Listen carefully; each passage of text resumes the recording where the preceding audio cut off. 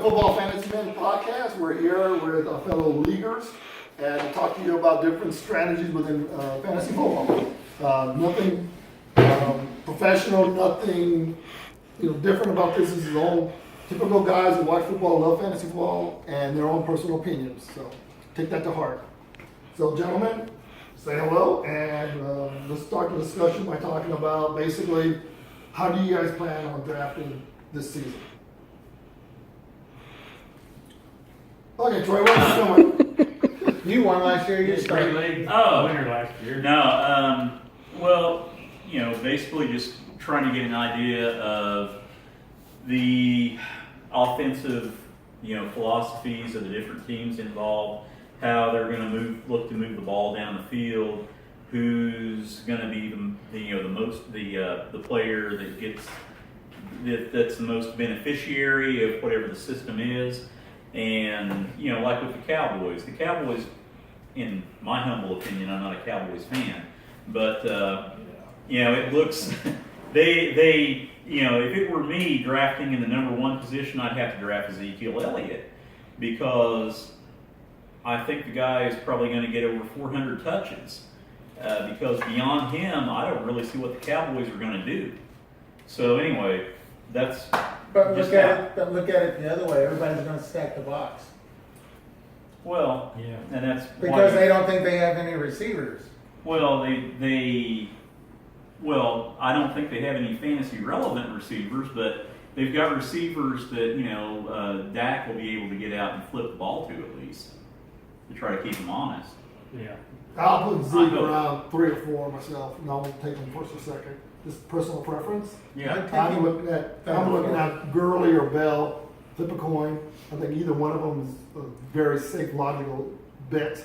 But if Zeke falls to me, if I'm drafting 4th or 5th, I'll be more than happy with that. That'd be fantastic if that happens. But I think he's going to be number 3 at least, with solid potential to be number 1 if everything holds up. But their offensive line's getting hurt right now, so we'll see what happens. Oh. They're falling down. Zach Martin didn't have any significant structural injury. damage. He'll be ready for a week 1. Yeah. And Travis Frederick is dealing with some stingers in his shoulder, but he'll be ready. But yeah, as far as receivers and stuff, and they don't have a tight end right now either because they lost Stacey Witten. So, but if I'm drafting like number 1, probably going with Todd Gurley or Le'Veon Bell because he's contract here and they're going to run him to death like we were talking about earlier. But if I had a lower pick, and I'm being 5 leagues this year, so if I had a chance to take Zeke and one of them, I certainly would.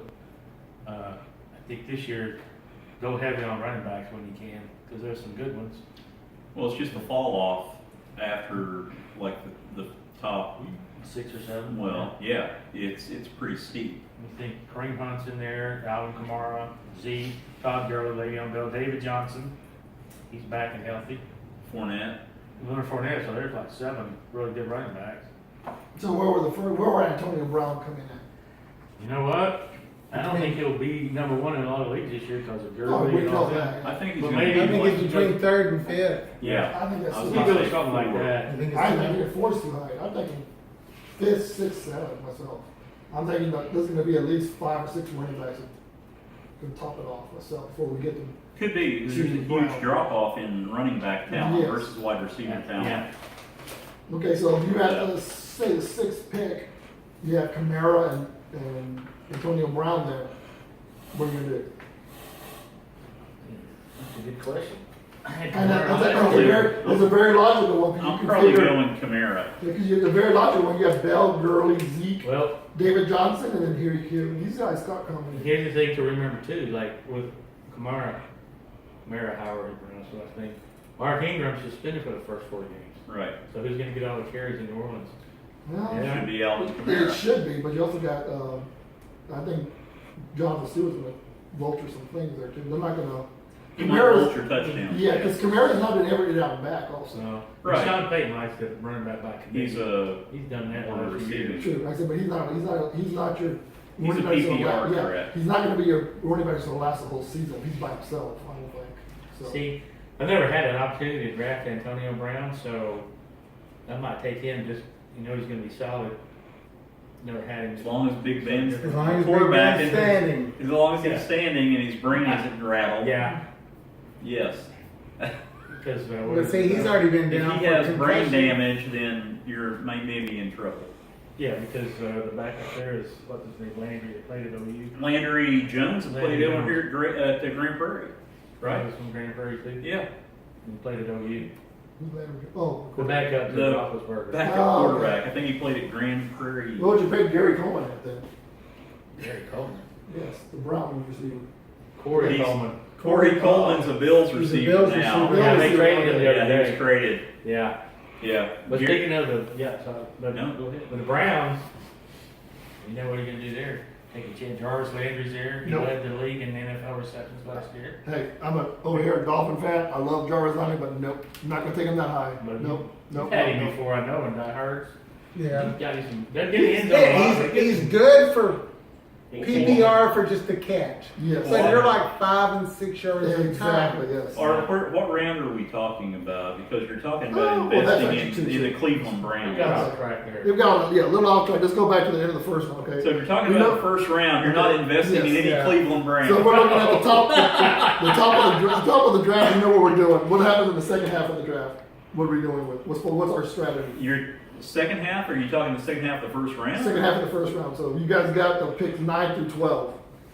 Well, I I think still say running back. yeah, like Mike said, I think If you're there's having a one little available. running back heavy. Where do you consider? What's the last running back on the board you consider before you start looking at a wide receiver? I'm talking Odell. I'm talking To Hopkins. me, I'm Dalvin talking- Cook and Kareem Hunt. Yeah. What about where's is Fournette's going to be above that? Yes. Well, I think For me, he would be. I would Yeah. turn the corner in the second round before I took Fournette. Melvin Gordon. Into Oh. the first round. He's ranked pretty high. Yeah. I kind of rank Gordon and Hunt in almost that same area. I don't think I'll take them that high above.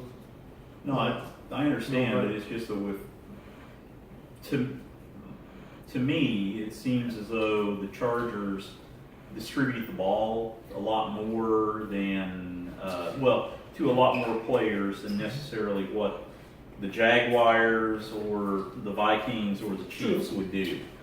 And so that's why, for me, Gordon would come after.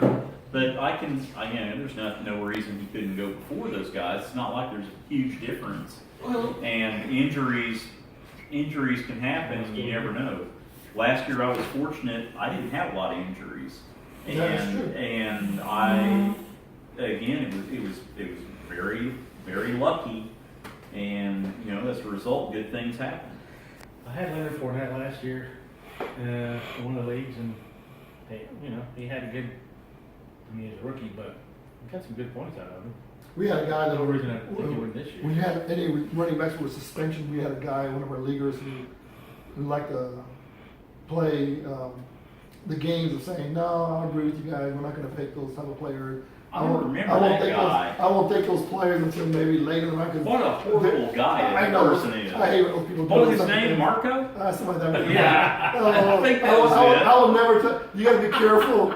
Fans out there, you got to be careful of your league, your fellow leaguers who want to snowball And your cameraman. Yeah, want to They want to sandbag You it. want to sandbag and tell you, no, that's not what I'm going to go with. And then turn around on draft day, just turn around and just do the complete opposite. Opposite of what they've been Yeah, talking. like what is this about? Like, you know what? It happens. Exactly. So, good point. Know your league player, who you're playing with. Know their personality because So- they will do that to you. Now that you're on that, I'm glad to turn to Saquon Barkley. Could he be the offensive rookie of the year? How do you He's around the Why not? Where's he going to get drafted?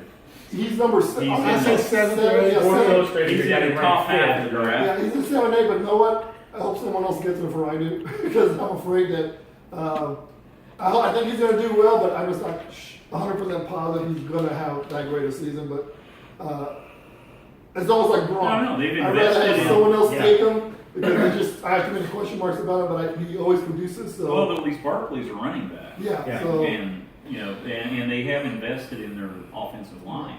so Right. Yeah, but they only got 2 good players on that line right now. 2. So I'd be happy if Mike takes Well, him before me. hopefully Barkley runs behind both of them. Then, if They're you not- draft him. Last week, the 39-yard run was behind those Yeah. two. Yeah. Or what position? They guard or tackle? What you're That talking was the about? guard Well, and tackle I heard on the right somebody- side. So, right, he could. I heard I listen to Sirius XM a lot, and I heard one of the people on there saying that they kind Shout of out to equate, Sirius XM. they kind of equate Barkley to that maybe he'll have he's maybe somewhat like a Barry Sanders, where he'll pop off a big run and then that'll be sandwiched around 5 or 6 runs of 0 to 5 yards a pop. All right, gentlemen, this has been a great start to one of our first podcasts. We're gonna definitely have many, many more.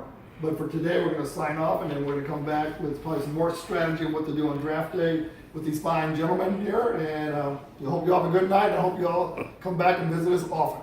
Thank you.